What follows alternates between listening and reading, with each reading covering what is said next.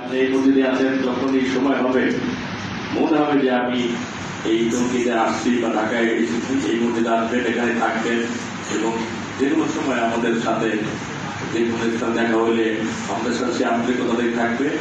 এবং আপনি এলাকায় চলে গেলেও আমরা জানি আপনার বাসার পাশে একটি মসজিদ আছে, আমরা সেখানে নামাজ পড়েছি, আপনি সেই মসজিদের দায়িত্ব পালন করতেছেন এবং সেখানে বসে আমাদের জন্য দোয়া করবেন। আমাদের মহল্লাবাসী, আমাদের মুসল্লি যারা বিগত দিনে ছিলেন, বর্তমানে আছেন এবং ভবিষ্যতে থাকবেন, তাদের জন্য দোয়া করবেন।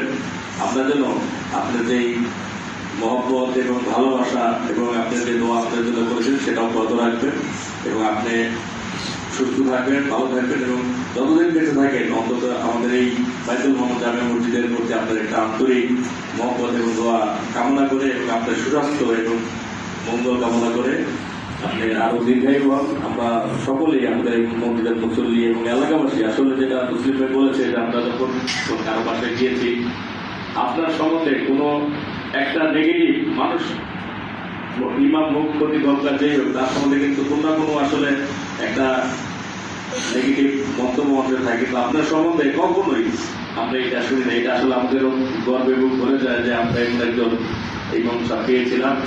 যাই হোক, শারীরিক পার্থক্যতার কারণে আপনি চলে যাচ্ছেন, আমাদের জন্য দোয়া রাখবেন, আমরা আপনার জন্য দোয়া করি। এই আশাবাদ ব্যক্ত করে আমি আমার শেষ করি। আসসালামু আলাইকুম রহমতুল্লাহ।